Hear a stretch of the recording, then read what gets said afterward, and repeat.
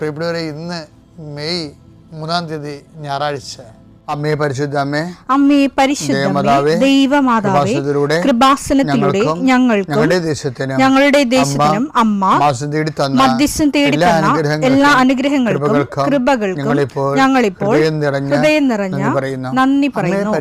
അമ്മേ പരിശുദ്ധമ്മേ ദൈവമാതാവേ, 2004 ഡിസംബർ 7 ഉച്ചകഴിഞ്ഞ് 2:30 കൃപാസനത്തിൽ സംഭവിച്ച അമ്മയുടെ പ്രത്യക്ഷപ്പെടലിനെ കുറിച്ച് തിരുസഭയ്ക്ക് സമർപ്പിച്ചിരിക്കുന്ന പഠനരേഖകളുടെ മേൽ സഭാത്മകമായ പഠനം ആരംഭിക്കുവാൻ ഞങ്ങൾ പ്രാർത്ഥിക്കുന്നു. അമ്മേ പരിശുദ്ധമേ, ഭൂസ്വർലോകങ്ങളുടെ രാജ്ഞിയായ അങ്ങേയ്ക്ക് ഭൗമസംരക്ഷണത്തിനായി പ്രപഞ്ചപ്രകൃതിയെ തന്നെ തിരുസഭ പ്രതിഷ്ഠിക്കുവാൻ ഈ പ്രത്യക്ഷീകരണം വഴി ഇടയാക്കണമേ. പരിശുദ്ധമേ, ജപമാല മാതാവേ, സകല കൃപാസനം പ്രാർത്ഥനയോടും ചേർത്ത് ഞങ്ങളിപ്പോൾ പ്രാർത്ഥിക്കുന്ന ഈ കുടുംബത്തിന്റെ പ്രത്യേക നിയോഗം പറ മക്കളെ.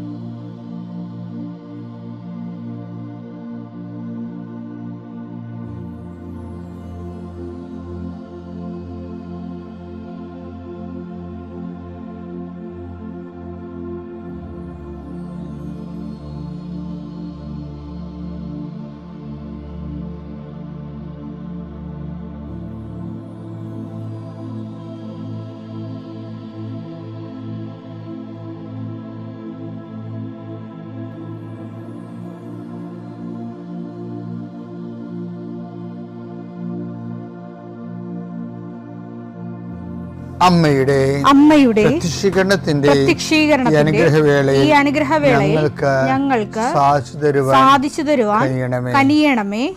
ആമേൻ. വിശ്വാസ പ്രമാണം. സർവശക്തനായ പിതാവും ആകാശത്തിന്റെയും ഭൂമിയുടെയും സൃഷ്ടാവുമായ ദൈവത്തിൽ ഞാൻ വിശ്വസിക്കുന്നു. അവിടുത്തെ ഏകപുത്രനും ഞങ്ങളുടെ കർത്താവുമായ ഈശോമിശിഹായിലും ഞാൻ വിശ്വസിക്കുന്നു.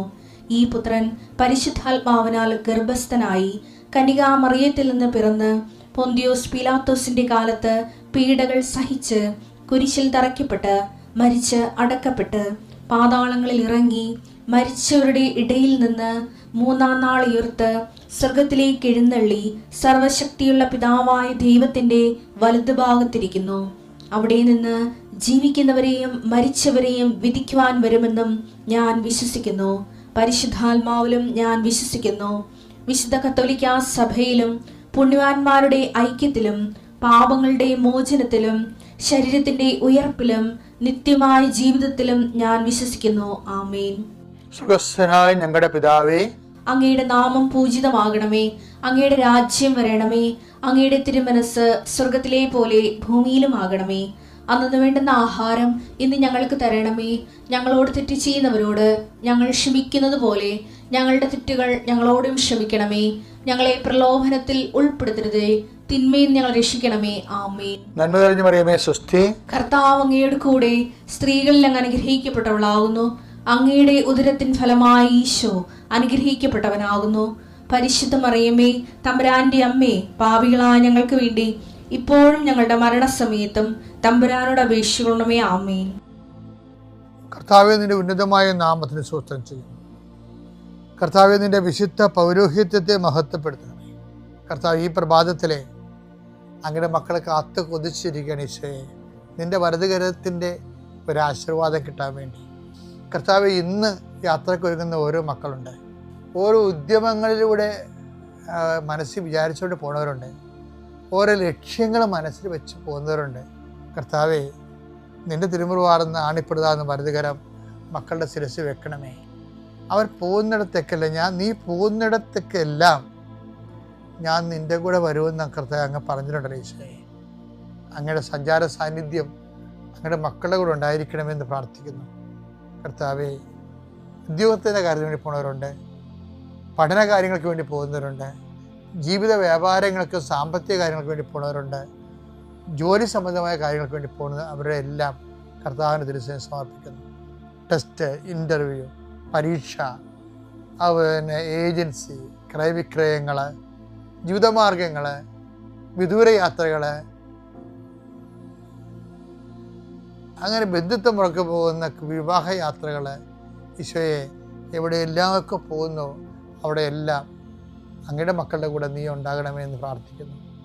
ഇന്നത്തെ മുഴുവൻ യാത്രകളിൽ കർത്താവ് നിൻ്റെ കൂടെ ഉണ്ടാവുകയും മാതാവ് നിൻ്റെ വലതുകരം ഗ്രഹിക്കുകയും സഞ്ചാരി മാതാവ് രാത്രി നീ തിരികെ വരുമ്പോൾ നിന്നെ ആരോഗ്യത്തോടെയും സമാധാനത്തോടെയും സുരക്ഷിതമായി ദൈവം നിന്നെ തിരികെ എത്തിക്കുകയും ചെയ്യട്ടെ. നിത്യം പിതാവും പുത്രനും പരിശുദ്ധാത്മാവും സുരക്ഷ നീക്കുവാണ്. എൻ്റെ പ്രിയപ്പെട്ടവരെ, പിന്നെ കഴിഞ്ഞ ദിവസമേ എൻ്റെ ഒരു സുഹൃത്ത് അച്ഛൻ ഇവിടെ വന്നിട്ടുണ്ടായിരുന്നു, പ്രദീപ് അച്ഛൻ. അദ്ദേഹം അവിടെയാണ്, ഇസ്രയേലിലാണ്. അപ്പോൾ അദ്ദേഹമാണ് അവിടെ ഇസ്രയേലിൽ ധ്യാനിപ്പിക്കാൻ വേണ്ടി എന്നെ ഒരു 5-8 മാസം മുമ്പ് കൊണ്ടുപോയായിരുന്നു.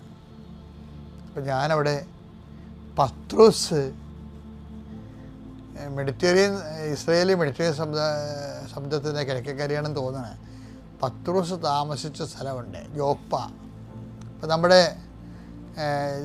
അവിടെ ആ വീട്ടിലാണ് ഞാൻ താമസിച്ചത്. അത് ഒരു ആശ്രമമാണ് ഇപ്പോഴും. ആ ആശ്രമത്തിലാണ് ഞാൻ താമസിച്ചത് ഒരു 4 ദിവസം പ്രാർത്ഥനാപൂർവ്വം. അപ്പോൾ ആ യോപ്പ, അതിനെക്കുറിച്ച് ബൈബിളിൽ പറയുന്നുണ്ട്. നടപടി പുസ്തകം 11:5 എടുത്തേ. ഞാൻ യോപ്പ നഗരത്തിൽ പ്രാർത്ഥിച്ചുകൊണ്ടിരിക്കുക. ഞാൻ യോപ്പ നഗരത്തിൽ പ്രാർത്ഥിച്ചുകൊണ്ടിരിക്കുമ്പോൾ അപ്പോൾ എനിക്ക് ദിവ്യാനുഭൂതിയിൽ ഒരു ദർശനമുണ്ടായി. സ്വർഗത്തിൽ നിന്ന് വലിയ വിരിപ്പ് പോലെ ഒരു പാത്രം 4 കോണിലും പിടിച്ച് ഇറക്കുന്നത് ഞാൻ കണ്ടു. അത് എൻ്റെ അടുത്ത് വന്നു. ഞാൻ സൂക്ഷിച്ചു നോക്കിയപ്പോൾ അതിൽ ഭൂമിയിലെ നാൽക്കാലികളെയും വന്യമൃഗങ്ങളെയും ഇഴജന്തുക്കളെയും ആകാശപ്പറവകളെയും കണ്ടു. എന്നോട് സംസാരിക്കുന്ന ഒരു സ്വരം ഞാൻ കേട്ടു. പത്രോസേ, എഴുന്നേൽക്കുക. നീ ഇവയെ കൊന്ന് ഭക്ഷിക്കുക. അപ്പോൾ ഞാൻ മറുപടി പറഞ്ഞു, കർത്താവേ, ഒരിക്കലുമില്ല. ഹീനമോ അശുദ്ധമോ ആയതൊന്നും ഞാൻ ഒരിക്കലും ഭക്ഷിച്ചിട്ടില്ല. സ്വർഗത്തിൽ നിന്ന് രണ്ടാമത് ആ സ്വരം പറഞ്ഞു, ദൈവം വിശുദ്ധീകരിച്ചതിനെ നീ മലിനമെന്ന് വിളിക്കരുത്. ബൈബിളിൻ്റെ ഒരു നിലപാട് കണ്ട, അതായത് ഇതിന് ശേഷം സംഭവിക്കുന്ന വിഷയം എന്താണെന്നറിയാമോ? ദൈവം വിശുദ്ധീകരിച്ചതിനെ നീ ഹീനമെന്ന് വിളിക്കരുത്. അപ്പം ഇതിന് ശേഷം പത്രോസ് ആ യോപ്പായിലെ വീട്ടിൽ മുട്ട് കേൾക്കും. അപ്പോൾ തുറക്കുമ്പോൾ 3 പേര് നിൽക്കും. അപ്പോൾ എന്താ വന്നെന്ന് ചോദിക്കും. അപ്പോൾ കെസ്രയിലേക്ക് വന്ന് അങ്ങ് ഞങ്ങളോട് കർത്താവിനെക്കുറിച്ച് പറയണമെന്ന് പറയും. അപ്പോൾ അവരോട് ഒരു ശങ്കയുമില്ലാതെ ഈ ദർശനത്തിൻ്റെ വെളിച്ചത്തിൽ കെസറിയ യഹൂദന്മാരുടെ സ്ഥലമല്ലായിരുന്നു, അത് വിജാതിയുടെ സ്ഥലമാണ്. അപ്പോൾ പക്ഷേ പത്രോസ് ഈ ദർശനത്തിന് മുമ്പാണെങ്കിൽ പോകത്തില്ല. കാര്യം എന്താണ്? വിജാതിയർ ഹീനജാതികൾ എന്നുള്ളതാണ് ഈ യഹൂദൻ കണക്കാക്കിയിരിക്കുന്നത്. യഹൂദന്മാരുടെ ഒരു കണക്കതാണ്. ഇപ്പം തന്നെ ബെൻ മെനേഷെ എന്നും പറഞ്ഞ്, മനാസെ എന്നും പറഞ്ഞ് മണിപ്പൂരിൽ നിന്ന് കുറേ യഹൂദന്മാർ ഇപ്പം ഇസ്രയേലിലേക്ക് പോകുന്നില്ലേ? പോയി. അവർ 250 പേര് പോയി. ഇപ്പം ബെൻ മെനാഷെ എന്ന് പറയണത് ഈ BC 720, നമുക്ക് പിന്നീട് കാണാം ആ വിഷയത്തെക്കുറിച്ച്. ഞാൻ ജസ്റ്റ് സൂചിപ്പിച്ചതേ ഉള്ളൂ. അപ്പം ഇങ്ങനെ യഹൂദന്മാർ മറ്റുള്ളവരെ കാണുന്നത് ഹീനജാതിയായിട്ടാണ്. അതാണ് ഈ പത്രോസ് പറയണത്. അപ്പോൾ ദൈവം ഉടനെ പത്രോസിനെ തിരുത്തും, ആരും ഹീനജാതി എന്ന് കാണരുതെന്ന് പറയും. പക്ഷേ എന്താ വിഷയം വെച്ചാൽ ഇത് യഹൂദന് ഇത് തലയെ പിടിച്ച സാധനമാണ്. എന്താണ്? അവർ മാത്രം സവർണർ, മറ്റുള്ള ഹീനജാതി എന്നാണ്. അപ്പോൾ ദൈവം ബൈബിൾ അതിൻ്റെ നിലപാട് വ്യക്തമാക്കണമല്ലേ. എല്ലാ ജാതികളെയും കൊണ്ടുവന്ന് പത്രോസ് മുമ്പിൽ കൊണ്ടുവന്ന്. അപ്പോൾ പത്രോസ് പറഞ്ഞ്, I will not take it. പറഞ്ഞ നിനക്ക് ഇത് ഇവരെ ഇവരുടെ കാര്യം ഏറ്റെടുക്കാൻ മുന്നോട്ട് പോകാൻ പറ്റത്തില്ല. കാര്യം എന്താണ്? ദൈവത്തിൻ്റെ മുമ്പ് ഹീനജാതിയില്ല. അവർണനുമില്ല, സവർണനുമില്ല. ഇവനെന്താണ്? ഞാൻ വിശുദ്ധീകരിച്ചതിനെ നിങ്ങൾ അശുദ്ധമെന്ന് വിളിക്കരുത്. പക്ഷേ ഈ ബൈബിള് കേരളം സ്വീകരിച്ചില്ല. കേരളം സ്വീകരിച്ചിരുന്നെങ്കിൽ ഇവിടെ ബൈബിൾ മതിയായിരുന്നു ഉച്ചനീചത്വം മനസ്സിലാക്കാൻ. അതുപോലെ തന്നെ എന്താ കാര്യം? ബൈബിൾ ആദ്യം സ്വീകരിച്ചവർ, ഈ സമൂഹം സ്വീകരിച്ചവർ, അവർ മറ്റുള്ളവരാരെയും കർത്താവ് പറഞ്ഞ പോലെ നിങ്ങളോ പ്രവേശിച്ചില്ല, പ്രവേശിക്കാൻ വന്നവരെ തടയുകയും ചെയ്തു.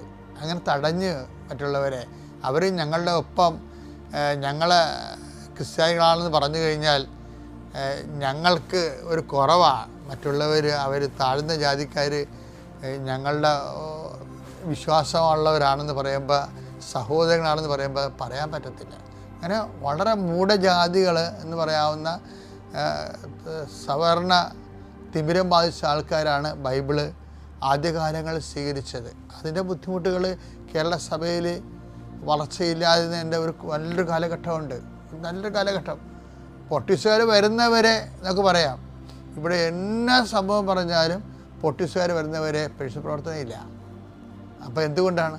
ബൈബിൾ സ്വീകരിച്ചവരെ അത് കൈമാറാനും മറ്റുള്ളവർക്ക് കൈമാറാൻ തയ്യാറായില്ല. പൊട്ടിസുകാർ വന്നിട്ട് പോലും ഭയങ്കര മറ്റുള്ളവർ വിശ്വാസത്തിലേക്ക് വരുന്നതിന് തടയാൻ വേണ്ടി ഭയങ്കര വിപ്ലവമൊക്കെ നടത്തി.